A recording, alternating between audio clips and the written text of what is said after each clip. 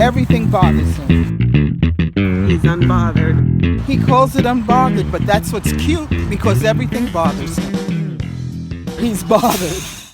I'm a botherina. Hello, everybody, and welcome to yet another episode of Unbothered by Thai Rivera. That's right, it's Unbothered by Thai Rivera. I'm your host, Thai Rivera, the absolute best LGBTQ comedian in the world.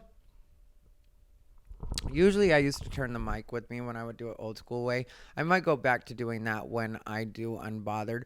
You know, I really do like Unbothered right now. And I don't know how long this is going to last like this, but I'll try to keep it up for as long as I can because it gives me a chance to really unwind. And I realized that it wasn't the fact that it was video that was bothering me. The problem was that I didn't like doing it the same place as I do my current events videos, because then I get more in work mode, where Unbothered is being in chill mode, you know, and being unbothered, or as many of you know, finding your way to Unbothered. Because for anybody that hasn't been around for the beginning of the podcast, and I'll keep this brief so the people that are true botherinas don't get bored with me saying it, but the purpose of Unbothered and the way Unbothered works is I usually start off with something that bothers me, and then I'll talk about it to the point where I'm unbothered.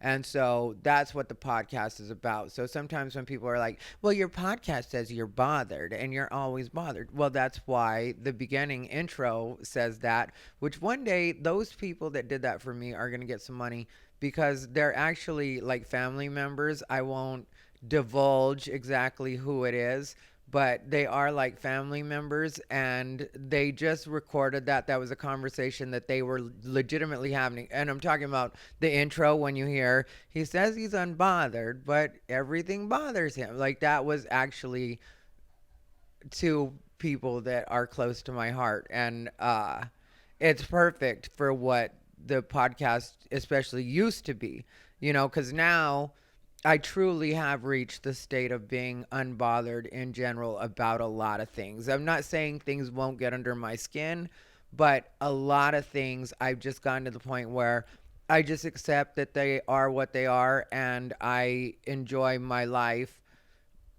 And I wouldn't even say in spite of, because I don't even think about a lot of those things. You know, I was talking to a friend about it tonight, where I was telling him, because he was asking me about how long I've been in stand-up and doing it for 20 years, and basically the fact that a lot more people don't know about me than know about me now, which, like, for anybody that's trying to get defensive on my behalf and be like, well, what's he doing or whatever, it wasn't like that kind of conversation at all. It really was a person recognizing that they're standing in front of greatness, and why hasn't this greatness caught on yet? And does it ever bother you that people haven't seen your greatness? And that's the way I took it. And I'm not, you know, if you watch this podcast, you know me. I'm not overly grandiose. I will have fun with certain things and stuff, but I'm very honest with myself about where I am, because I don't feel like you can get to where you're going without being honest with yourself about where you're at. It's sort of like if you're driving somewhere. Like, of course, you need to know what streets you're on so that you can either, you know, the GPS picks that up and then tells you how to get there from where you're going. Or if you're, you know, using a map, obviously, you would need to know where you are. So you need to know where you're starting to get to where you're going. And so with me, I don't think about that now. And I never really gave a lot of attention to that, because I've always stayed doing stuff and stayed working. So when you're in the middle of everything and it feels like life is just happening, and not in a bad way, but life just has to happen. Like, that's where comedy comes from, especially my comedy. There's people that are absurdist or go other routes, and they don't have to necessarily go autobiographical, but everything I do is pretty autobiographical. So that takes me living life to actually be able to talk about things. And also, when I'm living life, then I can be a happier person to perform for you. And a lot of people think that you have to be tortured to be a comic, and there were definitely times where I was what you could call in the tortured kind of, you know, through different breakups. different breakups or different things that have happened throughout me being in comedy for the 20 years that I have. But like all of that stuff has been necessary to make me the comic that I am and to get me to this point that I'm at now, which right now is really the best time ever for me, just as far as not only the way things are going, like with my comedy, but my YouTube and the people around me and the city that I'm in and the way that this city works and the amount of people that I genuinely love on this scene, so I don't have to at all think about anything. And in Vegas, there were a lot of people that I loved there too. I don't miss Vegas. I mentioned that today on Facebook, and I don't mean it to be shady when I said that. And a lot of people that know me would know the way that was meant. But I don't miss that city because it just wasn't for me. And so when you walk away from something that just in the end, after you try and you in some ways fight for it and you realize that it's just not for you, and that has not been a waste of your time because those experiences were necessary too, but to spend any more of your time on them would definitely be a waste of your time. So when you know better, you do better, right? So if you know something isn't for you, then it's time for you to just move on and do what it is that is actually for you. So I get to this city, and there's so many people I like here, and there's so many people that I get here and that also get me.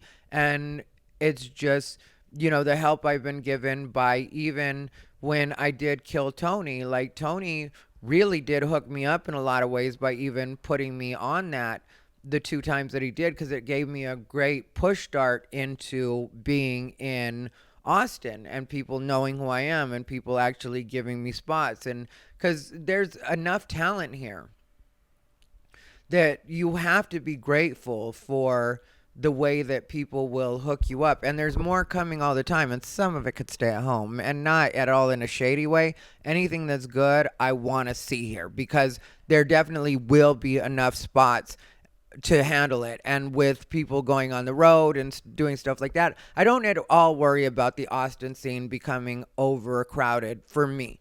Like, and I don't mean that in a snotty way or a trying to be full of myself way, but it's just not like the more good talent we have in this city, the better shows are going to be, and the more people are going to want to come out to the shows, the more people are also going to want to come out for the shows, because like Mothership is a good example of when people actually think there's something to go to, and in this case know that there's something to go to. Because I can tell you honestly, as a person in this city, if you go to the Mothership on any night of the week, you are gonna get your money's worth. People are not getting ripped off on any level with the comedy experience that they're getting in the Mothership. So with that being the case, people are going to continue to have their ears perked towards Austin. And then there's the other great clubs like Sunset Strip, and there's also the Creek, and people are going to start coming out to those too, because what's happening is the people that can't get into Mothership, that just come here in the last minute and decide they want to see a comedy show, can't get into Mothership because everybody's so cool. Mothership, I'm sure in some cases, is telling people about Sunset. And the Creek also, people will go to the Creek. The Creek is a great club, and so it's the thing is, there's all different levels out there too, so you can go see people that are on their way up. And that's going to be really exciting for people at a point too, where people are going to start saying, I saw this person at this club, and the club won't necessarily be the Mothership that they're talking about. And so it's kind of like a rising tide raises all ships, or however that saying goes. And that's the same with the comics and the comedy. So I don't feel like there's anything for anybody to worry about that's actually good and working on their stuff and not afraid to try some new stuff and go in different directions and see what's available to them as far as comedy goes. I also feel like, for me, there are things that are happening. And I don't know if anybody out there watches Abraham Hicks, but I'm an Abraham Hicks watcher. I haven't watched her in a long time, or him in a long time, however you want to phrase it. Some of that part I get a little like whatever with. But my thing with Abraham Hicks, or Esther Hicks, is that there was a point where I was listening to her stuff all the time, and then she literally said in one of her speeches, um, like, it's time to stop listening to me. And she was talking to the audience. It wasn't like I'm crazy and thinking she was talking to me, but in a sense, she was talking to me because I was the person that was watching, listening to all of her stuff. Because, it's a kind of thing where you can just let it play. And I would recommend it for anybody because I like the way she looks at things. Even if you don't agree exactly with the way that she presents it or the thinking behind it, when you see what she's actually saying, it's actually really, really helpful, and I don't think it matters who you are. Now, if you just don't like it or don't like her voice or there's something about it, I get that too. I'm not trying to say, and there's a bunch of people you could listen to. I'm sure some people would mention a different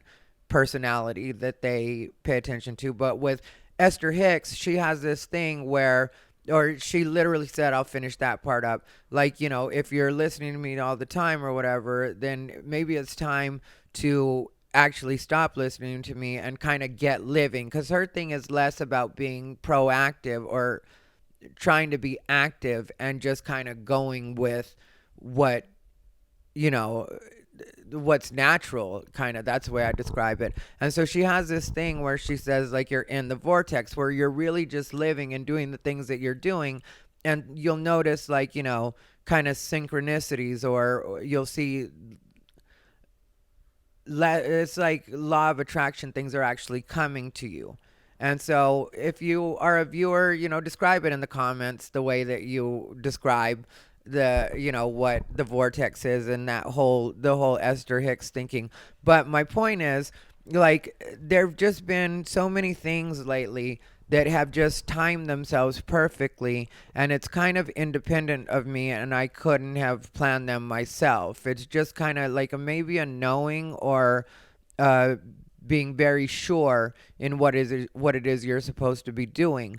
And so because of these things, like, it's little things too, like, there was a time when I was getting ready to go on the road. This was like 2 weekends ago, and I was having a problem with the toilet paper holder in my bathroom, and I didn't know how to do it or whatever, and it was loose and it was getting on my nerves. And so I did a thing where I just, like, jimmied it off of the holder, the rack that it goes to, because it was loose, obviously. And so then later on, I'm like thinking, like, how does it work? How is it? And so I don't have time to take care of it. I go to Dallas because I had to perform in Dallas. And as I was getting ready to leave for Dallas, I saw this little Allen wrench that was, like, under the cabinet when I was going to get one of my microphones. And so I don't know why, but I just put it in my pocket. So this is on, like, Thursday afternoon or whenever Thursday afternoon. I put it in my pocket. I go ahead and leave. I do the road. It stays in my pocket. Well, at a point I took it out of my pocket and I put it, like, in one of the pockets on my gym bag. And so, like, I knew that it was there. I kept thinking about it. I don't know why it's there. I'm just like, why didn't you even bring that? Whatever. Why is it there? So then I get off the road. I come home. And then I couldn't figure out how to do the thing, and I'd put in a call to maintenance. Well, and I needed also a water filter change, which that they took care of. But, like, I had put in a thing for maintenance before I even left, and maintenance hadn't had a chance to take care of it, but I didn't put it in until Thursday, so it wasn't like maintenance was lacking or anything. It was just, Anyway, my point is, I get home on Monday, on Sunday late night, and I'm going to the bathroom, not to be graphic, but all of a sudden I knock over the holder. Like, I had it in my hand for a second, and then I had it on the bathtub, and I knocked it over, and at the bottom was a little screw, and the little screw had was for an Allen wrench. And I was thinking in my head, this couldn't possibly, because I have, like, IKEA shit, and so I have different size Allen wrench, or I've had, I should say, because, like, some, I guess, would be in the whatever. Anyway, the point is, that one that I had in my pocket that ended up in my gym bag, I was like, let me just try it for the fuck of it. I go ahead and try it, and sure enough, it's exactly what I needed. And then tonight was also a good example, and like I say, it's just small things. I'm not trying to act like, oh, this is amazing. But, if you know anything about me and the way that I work, that's not something I would normally do. I just usually leave it there and be like, whatever, I mean, like, why would I even think about it? I probably wouldn't even, like, it wouldn't even cross my mind. So then tonight, what happened was I've gone back to smoking cigarettes. I know I'm not going to get dry socket or whatever. It's been like, at least a month or whatever. And like, I'm doing the, what's it called? We're already to the point where we're going to be putting my crown in. So I know I'm healed. But anyway, I took a solid 2 months and did not smoke at all. Not a puff, not a drag, nothing. Anyway, my point is, tonight, I left my cigarettes in the car by accident. I brought a pack that only had like 2 cigarettes, and I had just bought a pack of cigarettes, and they weren't really the cigarettes I wanted, because at my store that I go to, and I'm not going to stop at another store, they didn't have Camel Crush Blue, which is what I smoke. They had the green, and I don't really love the green because they're a little too menthol, but whatever. I had those cigarettes, the full pack, in my center console, and instead I thought I'd grab those, but I didn't. I just grabbed the one. So we get to a point in the night where I have no cigarettes. Nobody around me has any cigarettes, and I'm not going to ask a bunch of strangers for fucking cigarettes. And I'm an adult, and it's not a problem either of money. It's $12 to get cigarettes at the what's it called. But I was like thinking, like, now I'm going to have to go to the ATM. And I do, like, I'm not broke, but I definitely am cheap when it comes to wasting money on things I don't feel I should be wasting money on, like the ATM fee that I'm going to get charged for using that stupid ATM, plus Wells Fargo. I don't know if they stopped it, but back the last time I used one of those ATMs, they had their own fee on top of that. Plus it's $12 for cigarettes. I usually pay $8 for cigarettes, but I know I'm in a bar, so I'm not busting their balls about it. They got to make fucking money. So this is not at all me being like, they should charge less. No, not at all. And so I was also debating, because I'm a healthy, strong man, that maybe I would walk down to the store and just get some cigarettes at the store. I was hanging out at Creek, I mean, like, there were a lot of options. So I go up and do my set, and absolutely did destroy that set. And it was on the late night open mic, and I was high, because like, I promised myself for 4th of July I would get high, and this is the 3rd, and so I was high, and I haven't been smoking weed since South by Southwest, which I think is late April or something like that. I think that's when it is. So anyway, here we are. I need cigarettes. I'm trying to figure out this conundrum in my head. I had some singles in my pocket. No, I had $10 in my pocket. That's exactly what I had, was a 10. And because I had got it at the grocery store, because I very rarely carry cash. So if you're planning on robbing me, you ain't gonna get anything. But anyway, my point is, I swear, for a comedian, I should be better at telling a story. But my point is, I get off stage after having my set. I'm thinking the cigarette thing, because, after I got off stage, then the cigarette thing is still there. I still need cigarettes. And all of a sudden, this guy walks up to me, and he says that, first he just stands off to the side, like a very polite person, which I wasn't at all trying to blow him off, just I was having a conversation, and he was standing off to the side, and I didn't realize he was even trying to get my attention or standing there for my sake. I thought he was standing there because he knew some of the people that I was talking to, so I wasn't on any level trying to, like, not pay attention to him or big dog him or anything like that. I just didn't realize that he still was talking to me, because because he had said something like right before, like, hi, how are you, or like, something pleasant, like you would start a conversation. But I was so, like, focused to go talk to my friend Gareth, which I beeline towards Gareth to tell this particular story or say whatever I was gonna say. And then all of a sudden this guy, like, he stands there for a second. I finish the conversation. I get up, and he was like, it wasn't a long time, like 5 minutes at the most. And he's like, he was like, I just wanted to tell you that,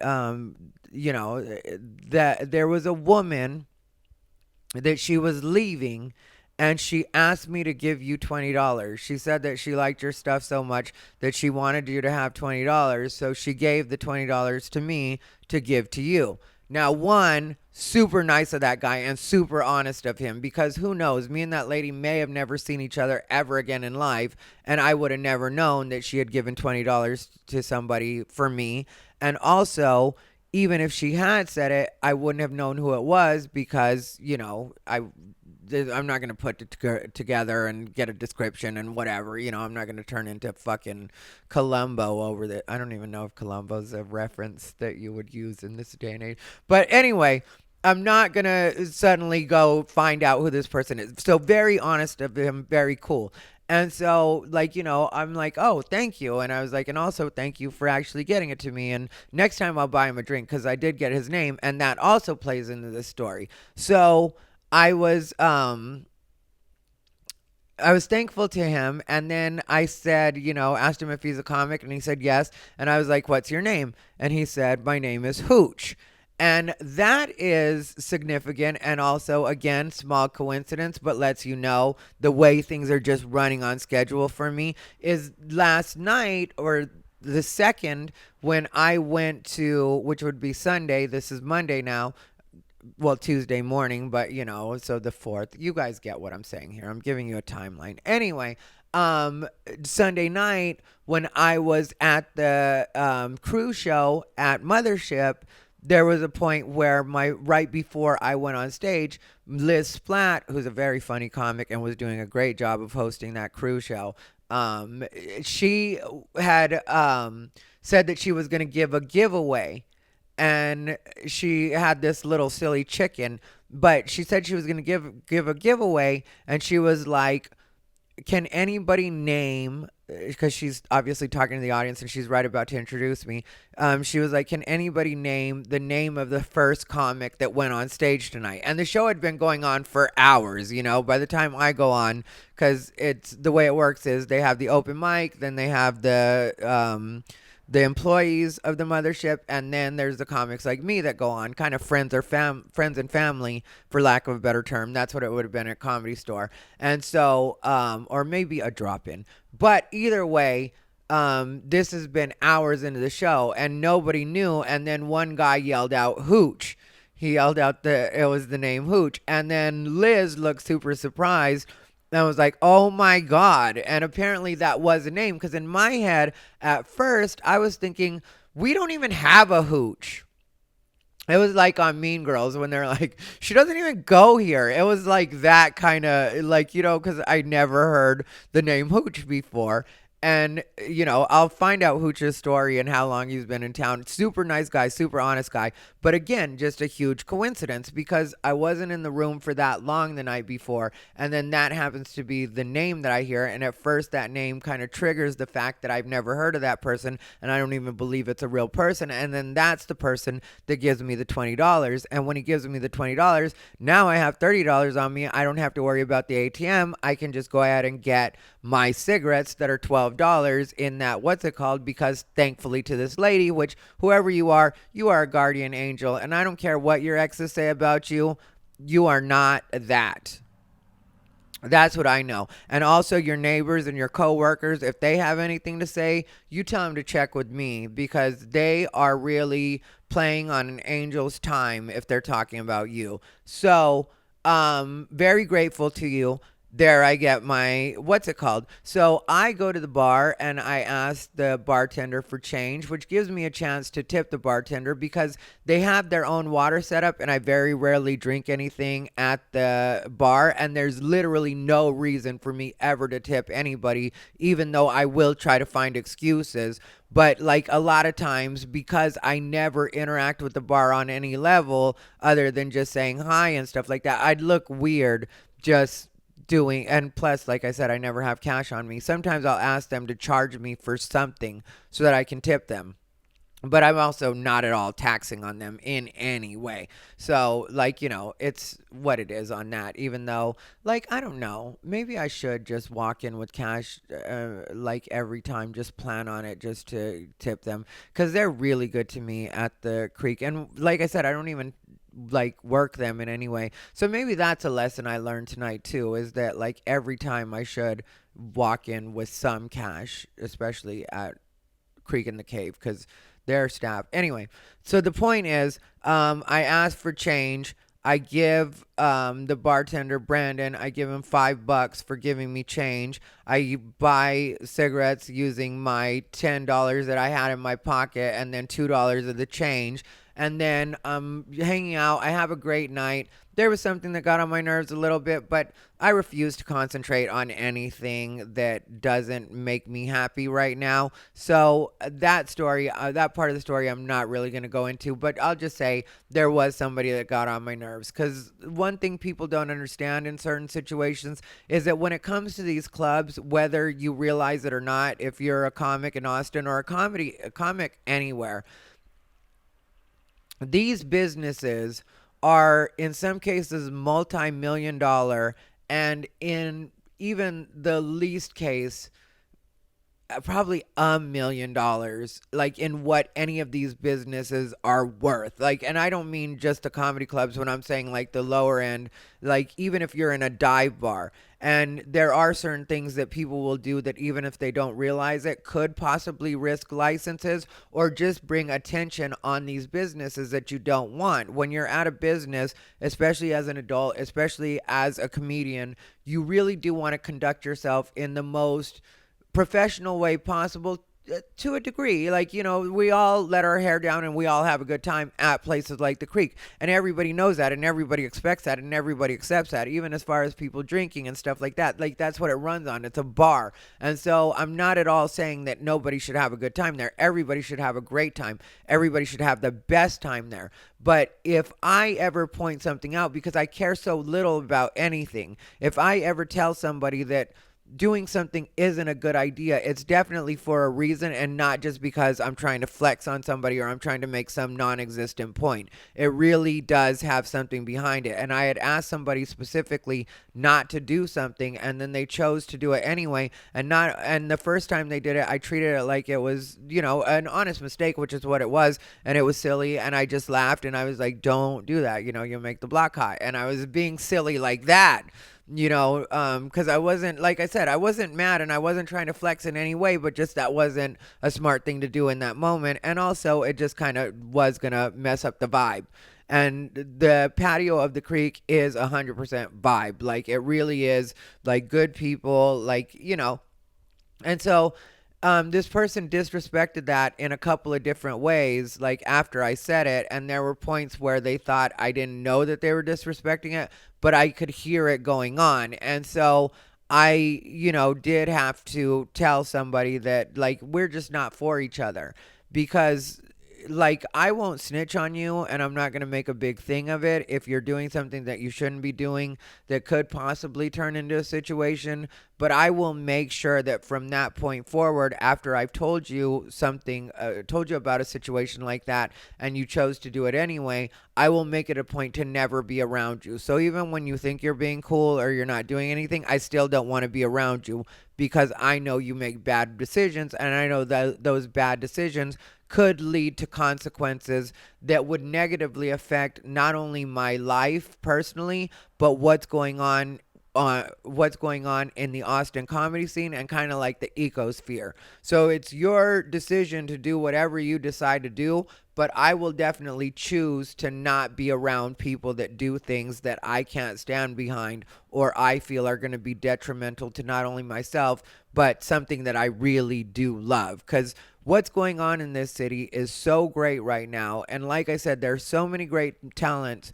And that's the right way to say it. I was going to say comics, but there is just a lot of talent in this city right now and a lot of opportunity. So anybody that's messing that up, I know, even without my help, is going to end up being extracted in one way or another.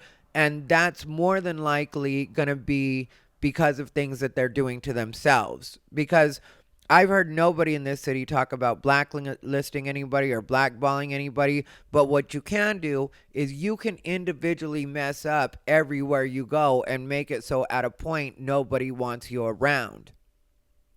And the thing is, some of the people that are doing this, because it's not just about this one person. It's like, you'll see it here and there. And it's very rare here in Austin. And I'm not subbing on anyone or like, what's it called? That story just happened. And I let that person know, like, we don't have a problem. And it's not like I don't like you. It's just like, I know that we're not the type of people that are really going to hang out, because like at first they asked me to explain and I tried to explain to them, but they kind of tried to act like there was an argument to it or another way that they could like make it so their behavior was justified. And that's when I just confirmed, like, yeah, we're just not meant to hang out. Like, if you don't understand what it is I'm saying and why it is I'm saying it, I'm cool with that, but we're just not meant to like be buddies like that. Because if a person like me that's been doing stand-up and in comedy clubs for the last 20 years is telling you that you shouldn't do something, it's because you shouldn't be doing it. So when you not only choose to continue to do it, but do it excessively, then I know that you aren't going to get it, and I just don't want to be around that. And so I was able to easily like weed that out. But my point is, like, there is so much good going on that like you don't want to get caught up in that, and I definitely won't. I'll let that just be what it is and figure itself out, because things will figure themselves out with or without my help. And so I prefer it just be without, and I just exist doing the things that I need to be doing, which are on the right track, which again goes back to, if choosing to put down a boundary and not have certain people around me is what's the best thing that I should be doing, or I know that I should be doing internally, then that's just what I have to do. And I don't really think about that later or have to go back over it. And it's been, only one person so far that I've had to do that with here on the Austin scene. And I don't really anticipate it happening a lot, because everybody here seems to have a common goal, and they have different ways of getting to it, but everybody does seem to understand that we are trying to go for something in this city, and really it's ours to lose because it's already happening. And that is in no small part to Joe Rogan. When people, mention Joe Rogan and, the outside world, which I mean outside of Austin, because like in Austin, I don't hear people saying negative things about Joe Rogan. But like when you hear things like say in the media, or people have a particular opinion of him on Twitter or whatever, if you see what he's done for this city and what he's done for comedy in general, and this city being a real product or byproduct of what he's done. And I don't mean the city itself, Austin. Don't take it like me. I love this city, and I'm not trying to say this city didn't exist before Joe Rogan. This has been a fucking amazing city forever. But when it comes to the comedy side of it, and yes, I do know that, and yes, I'm being sincere when I say that, because I've been hearing about Austin as a city forever. But as far as the way that he's put the comedy in Austin on the map and really brought that to a place where people like me, like really, because otherwise I would have never considered Austin, because I never thought of it as a comedy city like that. I always heard it was a great city because I would hear about Velveeta Room. But like, we can all agree that the level has just been like really, it just has really taken it to a different level with the comedy part. And so like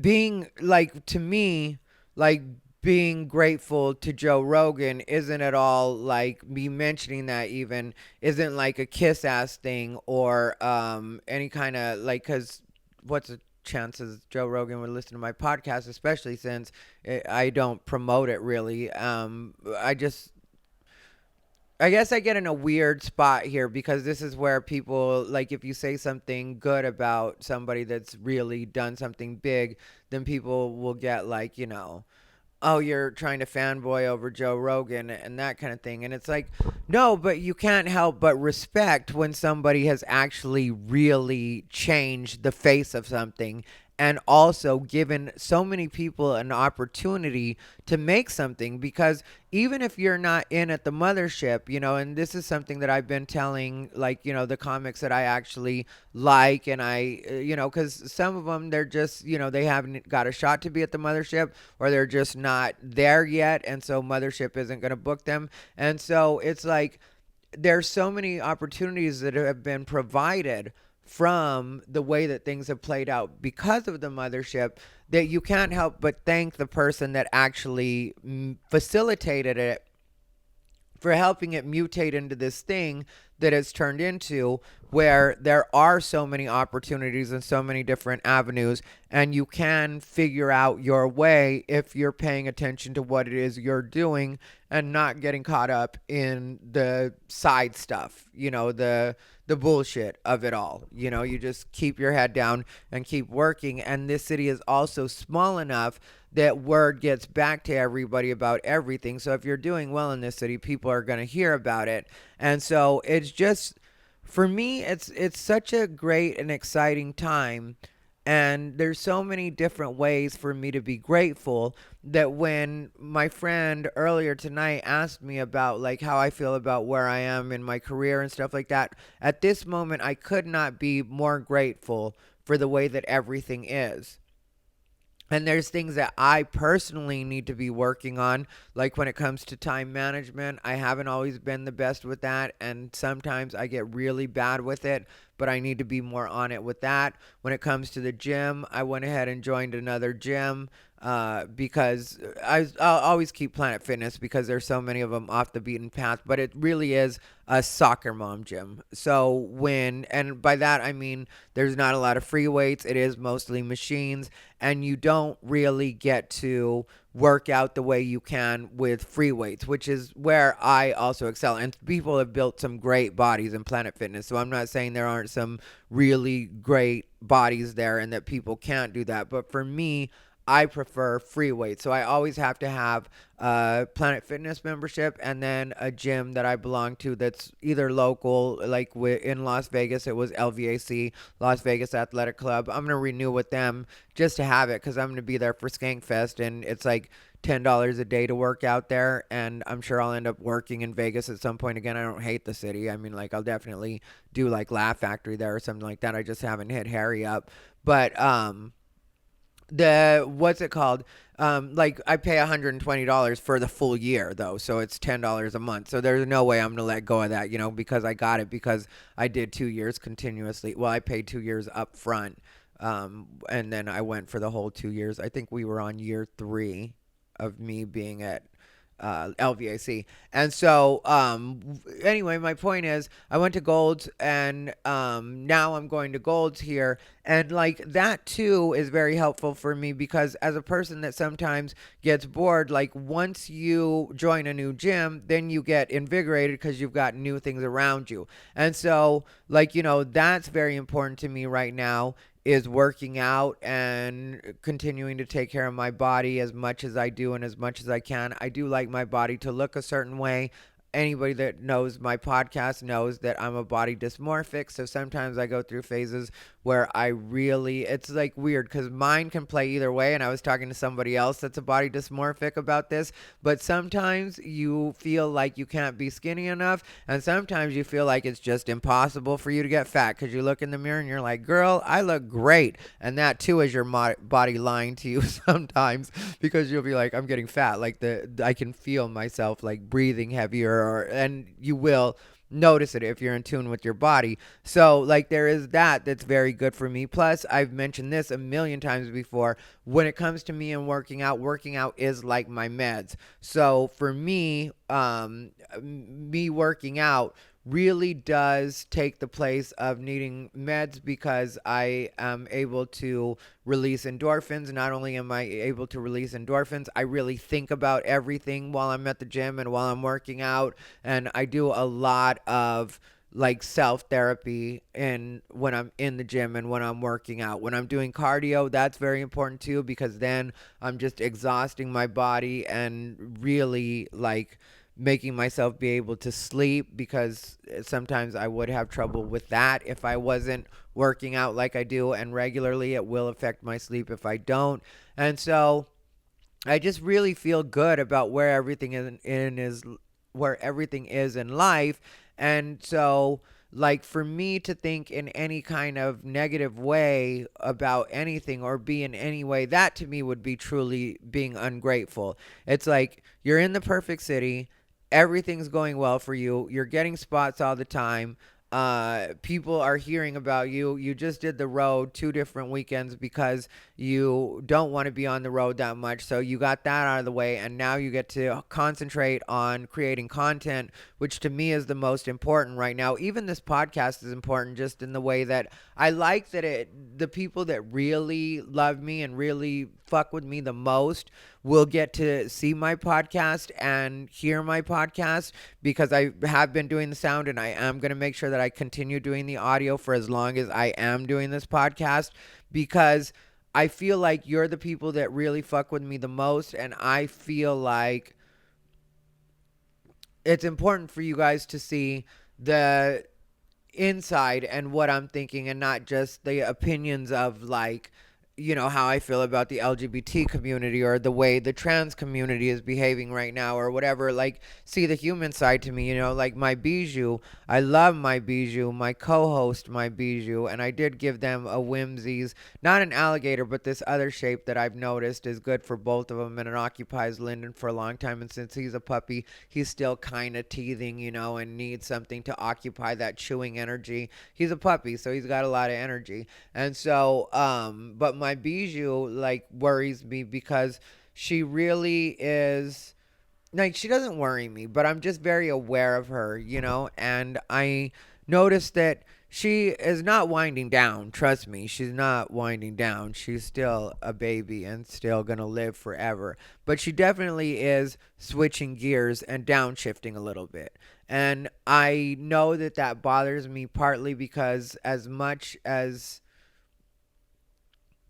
well, I wouldn't say as much, because I think anybody that really pays attention to my social media or like hears me, you know, talk about Bijou or knows about Bijou, which is pretty much anybody that knows me on any level at this point, knows that Bijou is my actual spirit animal. There's like, I got Lyndon and he's great and he's a puppy. He's not always great. He's a puppy.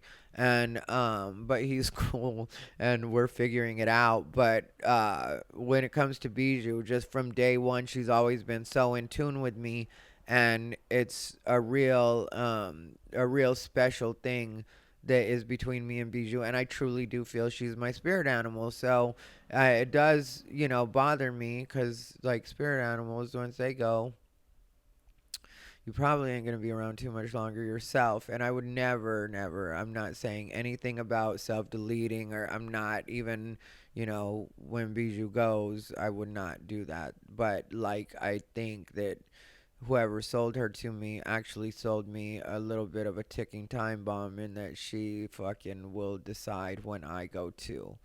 But, you know, you pay $50, you get what you get. And I don't really know that I would have a problem with that, because I don't see myself living in a world without Bijou. She's just truly my one and only.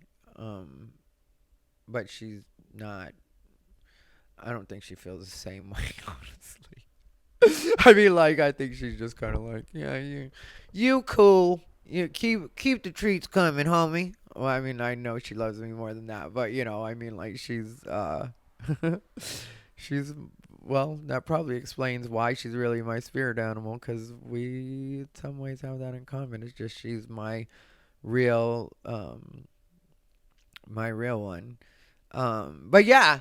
And so, you know, this is where life is at right now, and it really is great. And I know I'm saying that a lot on this episode, but I tell you guys about the bad times, you know, and my botherinas. I think you more than anybody else, my true botherinas, you deserve this one because you guys have really had to listen to me bitch about some stuff. And I'm not saying I'll never bitch again. And I'm not saying life's just perfect from here on out. No, that's not at all the way I'm coming at it. And if I wanted to, like I said, I'm sure I could look at it and be like, there's things that aren't perfect now.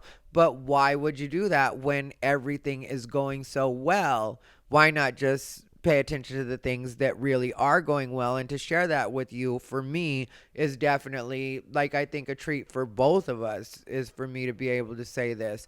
And, you know, like, even my friends are doing so well, like the friends that you guys don't know about, like the comics as well.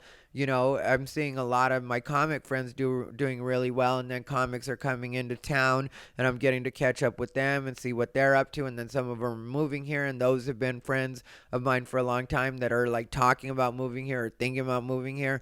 And so, but like when it comes to my gay friends, which I rarely talk about them, but I have definitely talked about them before. There's two in particular that I absolutely like. They are just my real crew, and their names, we'll just say the first names, Derek and Thomas, are just my girls. Like, when it comes down to it, they are my bitches. Like, and they're killing it in life. And so it's great to see that too. Like, Thomas just got to move to another state, which really does fuck me because, you know, he's my friend, and it's been years now. And when I go to Phoenix, he's a part of like what, you know, I look forward to in Phoenix is we'll get to hang out, we'll go to a club, or we'll go get something to eat. And neither of us are big drinkers anymore, so it's not like we go out and really get wild. Last time I drank was with Thomas, and I probably had like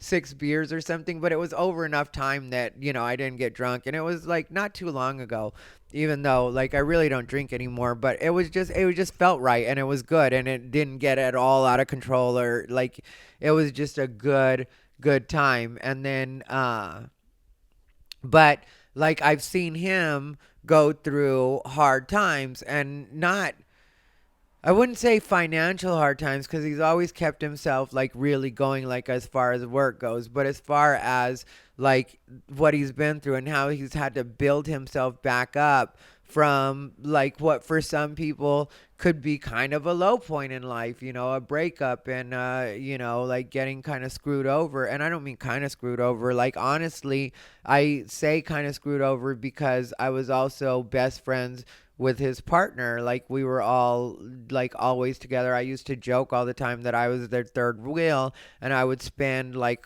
every holiday that I was in town or whatever, I definitely spend that with them, or at least a good part of it with them.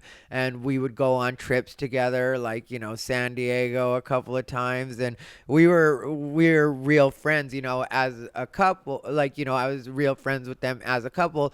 And technically, I knew the guy he was with, his partner, for longer than I've known him. That's how I met him, was we were together. And no shady stuff. So anybody that's thinking that, like, you know, me and Thomas fucked around, or like it was nothing like that. Just friends the whole time, you know, because I'm not like that. Like, with my friends, I really am happy to see them with who they're with. And I would never be like the cheating, you know, friend on the side or nothing like that, you know. But just I saw what went on from third party, because the way I work when my friends break up is I don't take a side. Like, it's unfortunate that happened to you guys. There was one point when they were getting ready to break up, and I patched them up. And I even, because it was Christmas time, and I did tell them, and I gotta admit, this is selfish of me, but I literally did tell them, like, you know, you guys are not going to ruin my Christmas. You guys are not breaking up. So it was around Christmas time, and they were having a real hard time, and they were going to break up. They were right on the brink of breaking up. And literally, I told both of them that. And I was like part joking, but also part serious. also because I knew that they weren't done, and I knew, you know what I mean? Internally, I knew, because I am a very empathic person. That's why I choose not to be around a lot of people. But I could feel what was going on, and they had been together for years already. And like, I think I can't remember if it was a year that I was able to keep them together after that, or that kept them together after, or 2 years. But it was, a significant amount of time that I was able, because like it turned into a thing where we all went to dinner and like hung out, and it was natural. It wasn't me trying to be a counselor in any way. It was just me being the great person that I am, to tell you the truth, which, like, I don't always talk about that, but I am kind of a great person when it comes down to it. I have a good energy, and I know that I can use that energy, and I have a strong energy, and I know that I can use that to, like,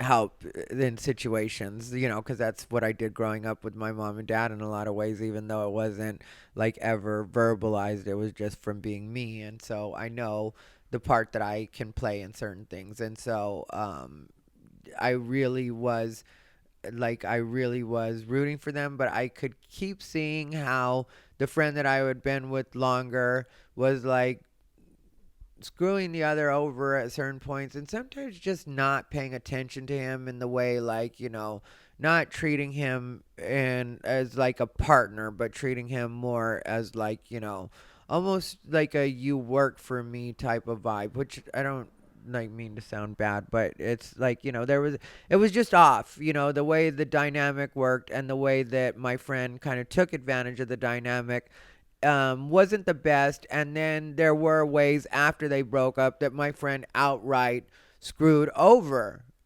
my other friend, screwed over Thomas, like really did. There's no two ways about it. If I were to tell anybody, which I'm not going to go into their business any more than I already have, but but he really did like screw him over. Like it was a matter of fact. And I still was staying friends with both because, hey, not my business. That's between them. Whatever, whatever. But there was a point where it just was like, yeah, you just keep being a terrible person, and you guys have been broken up for long enough that you really should have at some point gotten to like a healthier place with this. And you're still trying to make me not be friends with the other, and you're still not getting that you really are fucking up. And so there was a point where I did get annoyed for my own reasons outside of that, just from seeing a particular other side of my friend, that I got like, yeah, just all around, you're not a good person. And so I had to cut the friend off, and I'm not closed off to ever being friends with that person again. But I think it would honestly take years, and I don't think that person, from the way that I know them, is capable of that kind of change. I don't think they're ever going to be self-aware or honest enough with themselves to understand how it is they messed at least those parts of that situation up. Because, when it comes to relationships, I still stay out of that part. Like, I'm more talking about like the after and the way that it was handled, because had that never been handled that way, where it had been a year or even 2 years past them not being together, that one is still trying to fuck over the other, and I hadn't seen that with my own eyes, I wouldn't have had an opinion about it. I just would have let them leave that in their past, in the way that I don't ever get involved with it or have a feeling about it, because for whatever reason they broke up and that was what was best for them. But there was a point where, between seeing that and seeing the other side of my friend, that I was just like, yeah, I would not want to continue being friends with the person like you. And so I had to cut that friendship off, which, believe it or not, did actually hurt me, because I really did love my friend too. And I kept hoping he would turn it around. But when a person's been a particular way and you've tolerated it for longer than you probably should have, because like even back before, for the entire friendship, there were always red flags with this friend where I was like, yeah, I don't really know if I like that part of you. And even the way he would treat other people would just be like, I really don't stand behind this type of behavior, but you just keep thinking they're going to get better and they're going to do better, and because they're so good to you, because he was always good to me, even though he'd be really terrible to other people, but it still didn't feel good for me seeing the way that he would be with people sometimes or in certain situations. There was like a lot of instances because we were friends for a lot of years and I kept it to myself, and I wouldn't expose it now either because there's no reason to throw anybody under the bus. And like I said, I don't want to concentrate on negativity, but my point is, my friend Thomas just like built himself up so much and made so many like amazing moves in just the way that he handled it all, and he got himself in a really nice situation, makes a lot of money, just gets to really enjoy life, go to concerts, like living literally his best life, and now has decided to move to another city that's going to be even better for him than this situation that he had in Phoenix, because he's originally from Phoenix, and he's also getting to spread his wings, and he's going to get to see like a different city and be around different guys and meet different people, and he's doing it all in the best way possible, because he obviously got another job that's paying him even better than the situation he had built himself up to, which was such a great situation. And he did it all because he just let go at every pass. And at every pass, he was the bigger person. He was the adult in every situation. And there were times where I would hear things that my other friend had done to him, like, out of spite. Not physically, you know what I mean, but out of spite, just legal maneuvering and trying to like really mess up his life in certain ways, and all under the guise of, because I love you and you should stay with me or should have stayed with me. It was all a punishment. And just Thomas, with all of it, which would turn a lot of people where like, I'm going to do something bitter and shitty back.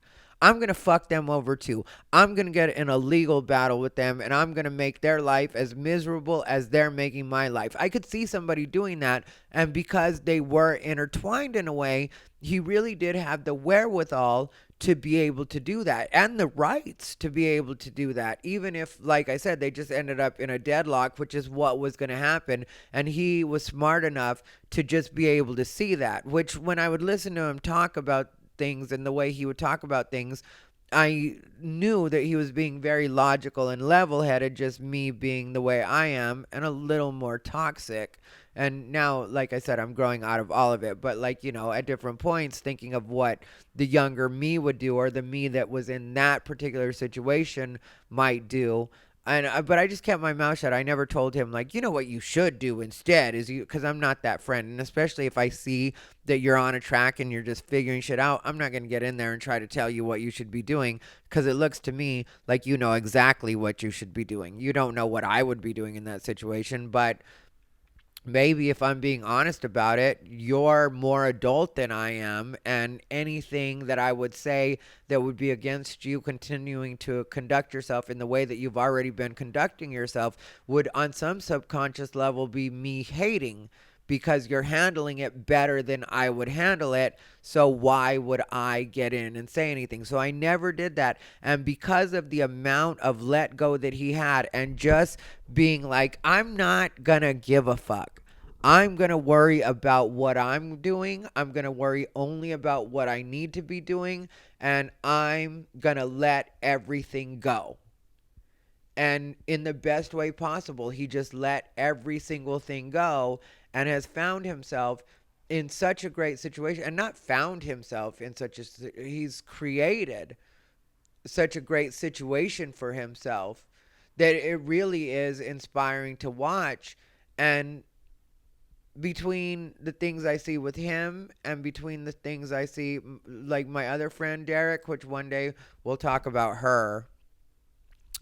Not as remarkable, but she's there, just playing. Derek is also amazing. And like, I could go into it about him too, but I ain't gonna. Sorry, Derek. I love ribbing Derek, but Derek is my boy. He knows it, and we talk to each other on a different way, and we're kind of catty with each other. And me and Thomas are catty with each other too. Oh, trust me. I would talk about Derek more in a bad way.